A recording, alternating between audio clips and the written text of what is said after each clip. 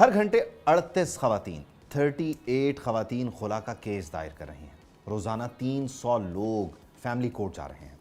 اسلام آباد کی عدالتوں میں خلا کے بڑھتے کیسز نے خاندانی نظام کے لیے خطرے کی گھنٹی بجا دی ہے۔ یہ صرف طلاق یا خلا کے مقدمات نہیں ہیں، یہ بکھرتے گھروں، ٹوٹتے رشتوں اور ختم ہوتی ہوئی برداشت کی کہانی ہے جو یہ بتا رہی ہے کہ خاندانی نظام تیزی سے بحران کا شکار ہو رہا ہے۔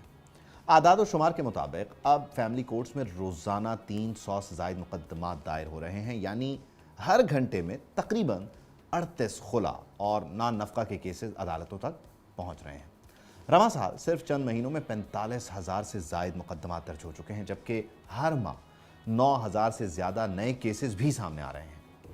ویسے سوچئے کتنے بچے ہوں گے جو ماں باپ کی لڑائیوں کے درمیان پس رہے ہوں گے، کتنی عورتیں ہوں گی جو تحفظ اور انصاف کے لیے عدالتوں کے چکر لگا رہی ہوں گی، اور کتنے مرد بے روزگاری، معاشی دباؤ اور نشے کی لعنت میں اپنے گھر کو خود ہی تباہ کر رہے ہوں گے۔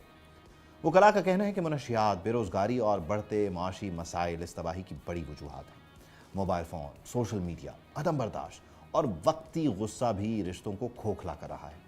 وہ معاشرہ جہاں خاندان سب سے مضبوط اکائی سمجھا جاتا تھا، آج وہی خاندان عدالتوں کے دروازوں پر انصاف، نہ صرف انصاف بلکہ علیحدگی مانگتا نظر آ رہا ہے۔ یہ صرف قانونی بحران نہیں ہے، یہ اخلاقی، معاشی، معاشرتی اور سماجی ایمرجنسی بنتی جا رہی ہے۔ سوال یہ ہے کہ اگر خاندان ہی ٹوٹتے رہے تو آنے والی نسلوں کا مستقبل کون سنبھالے گا؟